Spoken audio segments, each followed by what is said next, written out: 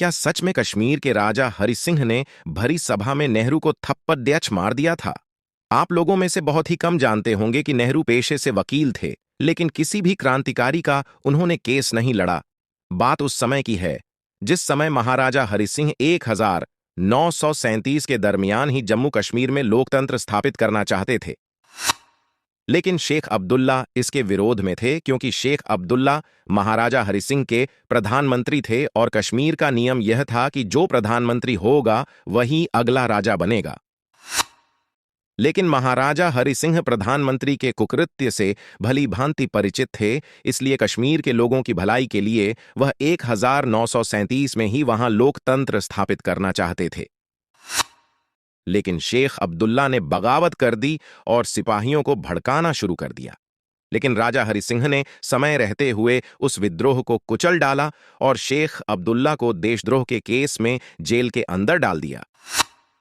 शेख अब्दुल्ला और जवाहरलाल नेहरू की दोस्ती प्रसिद्ध थी। जवाहरलाल नेहरू शेख अब्दुल्ला का केस लड़ने के लिए कश्मीर पहुंच जाते हैं। वह बिना इजाजत के राजा हरि सिंह द्वारा चलाई जा रही कैबिनेट में प्रवेश कर जाते हैं। महाराजा हरि सिंह के पूछे जाने पर नेहरू ने बताया कि मैं भारत का भावी प्रधानमंत्री हूं। राजा हरि सिंह ने कहा, चाहे आप कोई भी है, बगैर इजाजत के यहां नहीं आ सकते। अच्छा रहेगा आप यहां से निकल जाएं।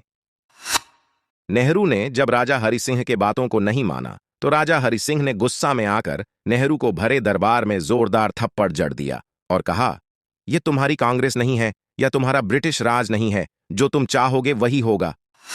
पेसने तुम होने वाले प्रधानमंत्री हो सकते हो, लेकिन मैं वर्तमान राजा हूं और उसी समय अपने सैनिकों को कहकर कश्मीर की सीमा से बाहर फेंकवा दिया। कहते हैं फिर नेहरू ने दिल्ली में आकर शपथ ली कि वह एक दिन शेख अब्दुल्ला को कश्मीर के सर्वोच्च पद पर बैठाकर ही रहेगा।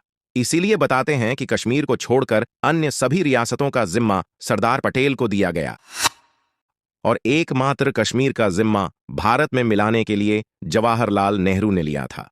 सरदार पटेल ने सभी रियासतों को मिलाया, लेकिन नेहरू ने एक थप्पड़ के अपमान के लिए भारत के साथ गद्दारी की ओर शेख अब्दुल्ला को मुख्यमंत्री बनाया और 1955 में जब वहां की विधानसभा ने अपना प्रस्ताव पारित करके जवाहरलाल नेहरू को पत्र सौंपा कि हम भारत में सभी शर्तों के साथ कश्मीर का विलय करना चाहते हैं, तो जवाहरलाल नेहरू ने कहा, नहीं, अभी वह परिस्थितियां नहीं आई हैं कि कश्मीर का पूर्ण रूप से भारत में विलय हो सके।